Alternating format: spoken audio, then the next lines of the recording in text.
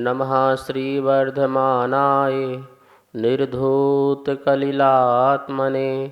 सालोकानां त्रिलोकानां यद्विद्यादर्पणायते।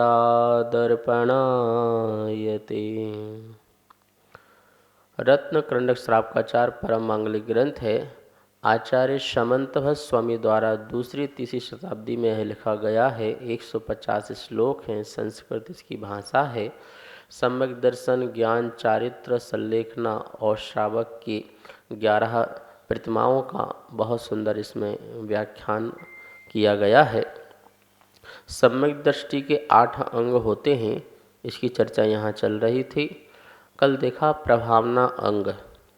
हमें अपनी चर्चा और चर्या के माध्यम से जिन शासन की प्रभावना करना चाहिए। आत्म साधना भी ऐसी हो कि वो जिन शासन की प्रभावना भी हो जाए, जिससे यदि हम इस प्रकार के आचरण पालन करें जिससे अन्य लोग भी आश्चर्यचकित हो जाएं, तो इससे भी जिन शासन की प्रभावना होती है। लोगों के मुख से यह बात आती है, अरे देखो जैन साधु कितने बड़े तपस्वी हैं, इससे सर्दी में भी कपड़े नहीं पहनते हैं, इतनी गर्मी में भी जो है पैदल विहार धूप में करते हैं। अहो आश्चर्य की बात है। यद्यपि मुनिराज अपनी आत्म साधना कर रहे हैं, वो पैदल विहार करते हैं, वस्त्र रहित होते हैं, वो अपनी इच्छा से इस प्रकार की साधना करते हैं, लेकिन इस साधना के प्रभाव से अन्य लोगों में भी बहुत बड़ा असर पड़ता है। ये जैन साधु हैं, 24 घंटे में एक बार आहार करते हैं, उसी समय जल और उसी समय भोजन ग्रहण करते हैं। बर्तनों में आहार नहीं करते, कोई सोना चांदी के बर्तनों में आहार नहीं करते हैं। अपने कर पात्र में खड़े होकर के एक बार अल्प आहार लेते हैं। ऐसे जैन साधु हैं भैया, ऐसे जैन साधु की साधना हमने किसी और धर्म में नहीं देखी। जब ऐसा किसी के मुख से सुनते हैं, जो जैनेतर लोग हैं उनके मुख से सब सुनते हैं, तो तब जिन शासन की प्रभावना कहलाती है। तो हमें अपने आचरण भी ऐसे करना है जिससे उनके अंदर भी जो है भक्ति उमड़े, उन्हें भी जिनेन भगवान की साधना और धर्म मार्ग अच्छा लगे, जिससे वो भी अपना आत्म कल्याण कर सकें। अपनी जनसंख्या बढ़ाने के लिए ऐसा नहीं कह रहे हैं, उनमें भी सत्य धर्म प्रकट हो, ये जन शासन की प्रभावना है। हमें महावीर की प्रभावना और आदिनाथ की प्रभावना नहीं, सच्चे धर्म की प्रभावना करना है। सच्चा धर्म मतलब अहिंसा, सत्य, ये सच्चा धर्म है, जिससे लोगों को आनंद मिलता है, जिससे लोगों को आत्मानुभूति होती है। ऐसा धर्म प्रत्येक जीव धारण करे, प्रत्येक आत्मा का कल्याण हो, ऐसी भावना से हमें अपना आचरण करना चाहिए। अब आप जैन हैं और जैन होकर के रात्रि भोजन करते हैं, तो आप जिन शासन की अप्रभावना करते हैं। आप जैन धर्म की अप्रभावना करते हैं यदि आप रात्रि में भोजन करते हैं, तो आप जैन होकर के जमी कंद, आलू, प्याज, लहसुन आदि खाते हैं, तो आप जैन धर्म की अप्रभावना करते हैं। लोग कहेंगे कि आप तो जैन हो और इस प्रकार से कार्य करते हो। यदि आप झूठ बोलते हो, छल कपट करते हो, चोरी करते हो, चोरी करके धन को बहुत इकट्ठा करते हो, तो फिर भी आप जैन धर्म की अप्रभावना करते हैं। आप न्याय नीति ईमानदार से अपना जीवन जी रहे हैं, ईमानदारी से, तो आप जैन धर्म की प्रभावना करते हैं।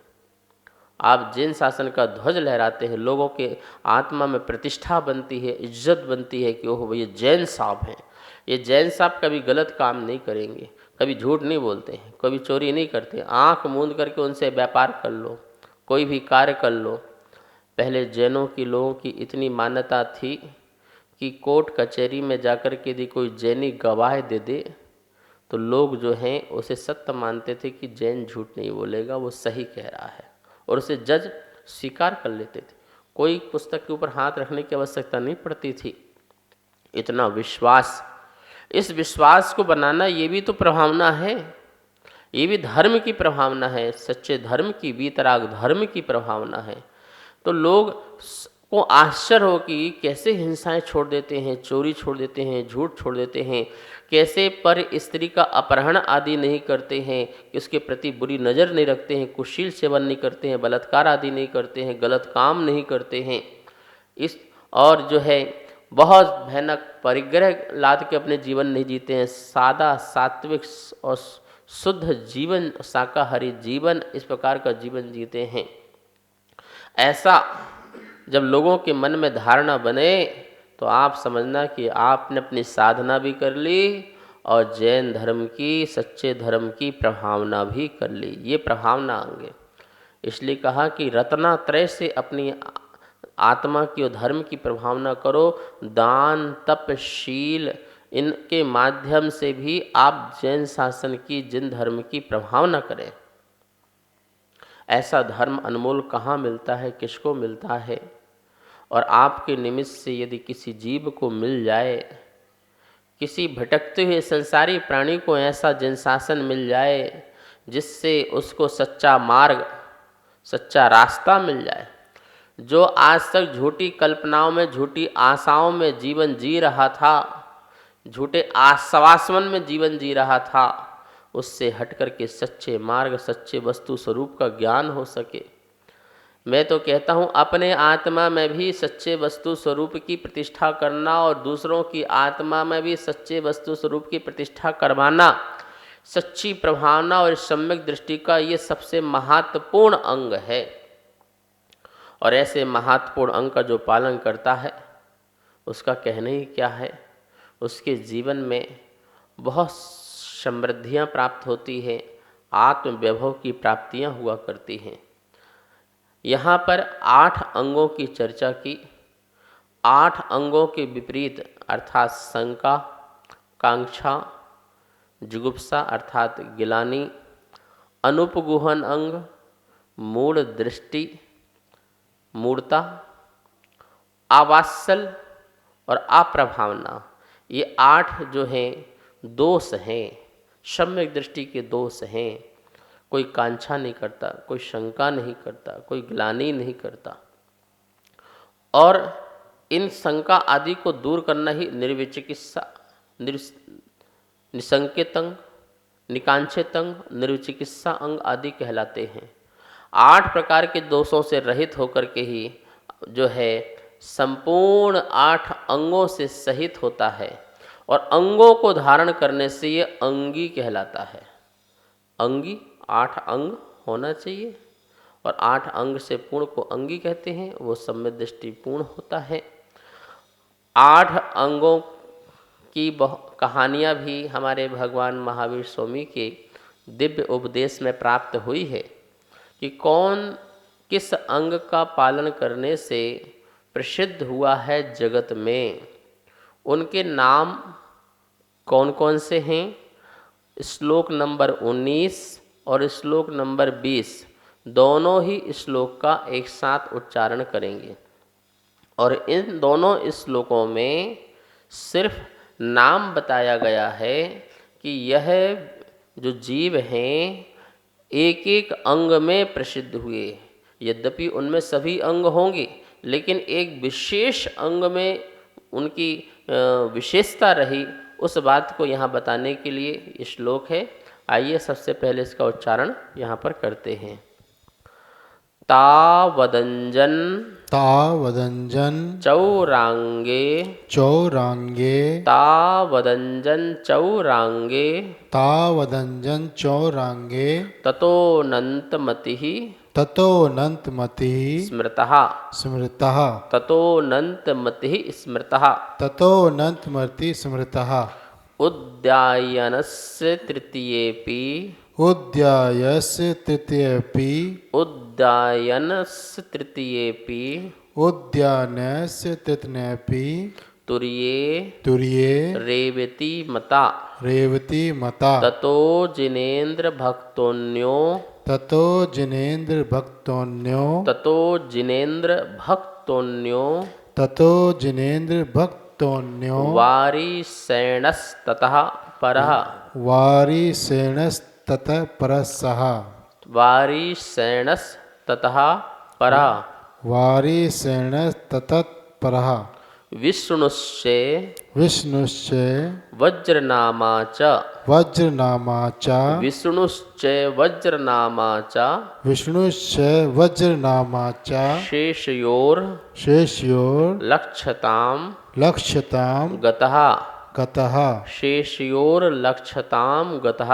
शेष्योर्लक्ष्यतां गतः। चलिए पूरे श्लोक का उच्चारण करते हैं। तावदंजन चौरांगे ततोऽनन्तमतिः स्मृता उद्यायनस्य तृतीयेऽपि तुर्ये रेवती मता ततो जिनेन्द्रभक्तोऽन्यो वारिषेणस्ततः परं विष्णुश्च वज्रनामा च शेषयोर्लक्ष्यतां गतः। एक एक शब्द का अर्थ देखिए। पहले संधि देखिए, पूरे श्लोक में संधि देखिए कहाँ कहाँ संधियाँ हो रही हैं। तावत, फिर उससे निकलेगा अंजन, फिर चौर, फिर अंगे। ततो लिखा है ततः हो जाएगा, उससे निकलेगा अनंतमति। फिर उद्यायन नहा, सा का विसर्ग हो जाएगा उद्यायनः तृतीय, और फिर निकलेगा अपि। फिर जिनेन्द्र भक्तः अन्यः, यहाँ संधि निकलेगी। फिर वारिसेणः ततः, यहाँ संधि निकलेगी। फिर विष्णु चा, शेषयोर, तो शेषयोः और लक्ष्यताम। इस प्रकार से इस श्लोक में यहाँ संधियाँ निकली। अब इसका अर्थ समझते हैं अन्वय रूप में एक एक शब्द का। तावत क्रम से, पहले में क्रम से लगाएंगे। 1 से लेकर के 8 तक जो अंग बताए हैं निशंकित आदि, उनमें कौन कौन प्रसिद्ध हुए हैं। तो तावत क्रम से पहले निशंकित अंग में अंजन चोर, अंगे मतलब अंग में, क्रम से अंग में मतलब प्रथम अंग में अंजन चोर। अंजन चोर जो है विश्व प्रसिद्ध हुआ निशंकित अंग में। ततः तदनंतर अर्थात दूसरा, दूसरे में अनंतमति, अनंतमति स्मृता, स्मृत है अर्थात प्रसिद्ध है। उद्यानः तृतीयेपि, तृतीय, तृतीय अंग में उद्यायन, उद्यायन नाम का राजा। तुर्ये चतुर्थ अंग में रेवती रानी मता मानी गई है। तदनंतर पंचम अंग में जिनेन्द्र भक्त सेठ। उसके बाद छठे अंग में वारिसेण राजकुमार। उसके बाद सप्तम और अष्टम अंग में विष्णु कुमार मुनि और वज्र कुमार मुनि लक्ष्यताम प्रसिद्धि को गतः प्राप्त हुए हैं। ये यहाँ पर 8 नाम बताए। आप श्लोक में अच्छे से देखेंगे। तावत क्रम से अंजन चोर, अंगे अंग में प्रथम अंग में अंजन चोर। ततः तदनंतर अनंतमति स्मृतः प्रसिद्ध हुई हैं। तुर्ये, तुर्ये मतलब तृतीया, तीसरे में उद्यानः, उद्यायन राजा जो है वो प्रसिद्ध हुए हैं। और तुर्ये रेवती मता, तुर्य मतलब यहाँ चतुर्थ है और तृतीय मतलब तीसरा है। तीसरे में उद्यायन, तुर्य मतलब चतुर्थ, चतुर्थ में कौन है? रेवती मता, रेवती मानी गई है। ततो अनंतर जो पांचवा है जिनेन्द्र भक्तः, जिनेन्द्र भक्त है। अन्यः और अन्य में आगे जो है वारिसेणस, वारिसेण जो है छठवें में है। ततः परः तदनंतर उसके आगे शेषियों जो शेष हैं 2, कौन शेष बचे? 2 अंग बचे। 2 अंग में विष्णुश्च, विष्णु चा मतलब और, वज्र नाम, वज्र नाम के क्रमशः लक्ष्यताम प्रसिद्धि को गतः प्राप्त हुए। यहाँ पर बहुत से सिंपल सी बात है कि 8 अंग हैं और 8 अंग में कौन कौन प्रसिद्ध हुए हैं उनके यहाँ पर नाम दिए गए हैं। पहला निशंकित अंग, उसमें कौन? अंजन चोर। दूसरा निशंकित अंग, उसमें अनंतमती जो सती हैं वो प्रसिद्ध हुई। तीसरा जो है निर्विचिकित्सा अंग, उसमें उद्यायन नाम के राजा प्रसिद्ध हुए हैं। चतुर्थ अंग जो है वो उपगूहन नाम का अंग है, जिसमें जो है रेवती रानी जो है प्रसिद्ध हुई है। ठीक है। और पांचवा जो है चौथा जो है अमूढ़ दृष्टि अंग है। अमूढ़ दृष्टि अंग में रेवती रानी जो है प्रसिद्ध हुई है। पांचवा जो अंग है वो है उपगूहन अंग, उसमें जिनेंद्र भक्त जो हैं प्रसिद्ध हुए हैं। छठवा जो है स्थितिकरण नाम का अंग है, जिसमें वारिसेन नाम के राजा जो हैं प्रसिद्ध हुए हैं। सातवां जो है वात्सल्य अंग है, जिसमें विष्णु कुमार जो महामुनिराज हैं वो इसमें प्रसिद्ध हुए हैं। आठवां अंग प्रभावना नाम का अंग है, जिसमें वज्र नाम के जो हैं राजा हैं वो इसमें प्रसिद्धि को प्राप्त हुए हैं।